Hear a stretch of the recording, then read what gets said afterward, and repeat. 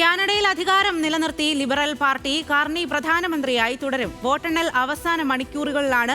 വോട്ടെടുപ്പിനിടെ വീണ്ടും കാനഡയെ 51ാം സ്റ്റേറ്റാകാൻ ക്ഷണിച്ചിരിക്കുകയാണ് Donald Trump.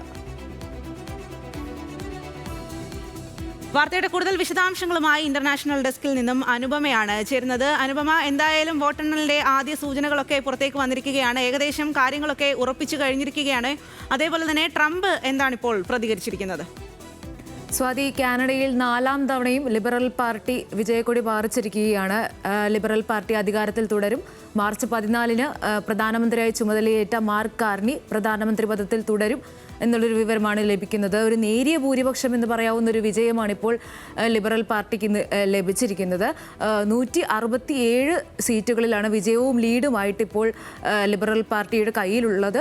172 സീറ്റുകളാണ് ഭൂരിപക്ഷ സർക്കാർ രൂപീകരണത്തിന് ആവശ്യമായിട്ടുള്ളത്.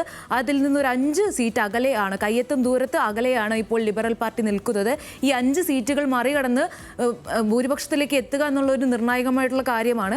എങ്കിൽ തന്നെയും ഈ അടുത്ത് ഫലം വരാനിരിക്കുന്ന ഒണ്ടാരിയോയിലടക്കം ചുരുക്കം ചില സീറ്റുകളിൽ ലീഡ് നിലയിൽ ഉണ്ടെങ്കിൽ തന്നെ ഈ ഒരു ഭൂരിപക്ഷം ഉറപ്പിക്കുക സാധ്യമായിരിക്കില്ല. ഒരു ന്യൂനപക്ഷ സർക്കാരിനായിരിക്കും മാർക്ക് കാർണി നേതൃത്വം കൊടുക്കുക എന്നാണ് ഇപ്പോഴത്തെ വിവരം. ഈ ഒരു സർക്കാരിന് മറ്റു ചെറിയ കക്ഷികളായിട്ടുള്ള ക്ലബ് ക്യൂബിക്കിൻ്റെയും മറ്റ് ന്യൂ ഡെമോക്രാറ്റിക് പാർട്ടിയുടെ അടക്കം ചെറിയ കക്ഷികളുടെ പിന്തുണ ആവശ്യമായിട്ട് വരുന്നൊരു ന്യൂനപക്ഷ സർക്കാരിനായിരിക്കും മാർക്ക് കാർണി നേതൃത്വം കൊടുക്കുക. ഇപ്പോൾ ഈ ഒരു വിജയം ഉറപ്പിച്ചതിന് ശേഷമുള്ള മാർക്ക് കാർണിയുടെ ആദ്യത്തെ പ്രസ്താവനയിൽ തന്നെ ഈ ലിബറൽ പാർട്ടി നേതൃത്വത്തിൽ നിന്നുള്ള ആദ്യ പ്രസ്താവനയിൽ തന്നെ ട്രംപിനെതിരായിട്ടുള്ള വ്യക്തമായിട്ടുള്ള സന്ദേശം കൊടുത്തിട്ടുണ്ട്.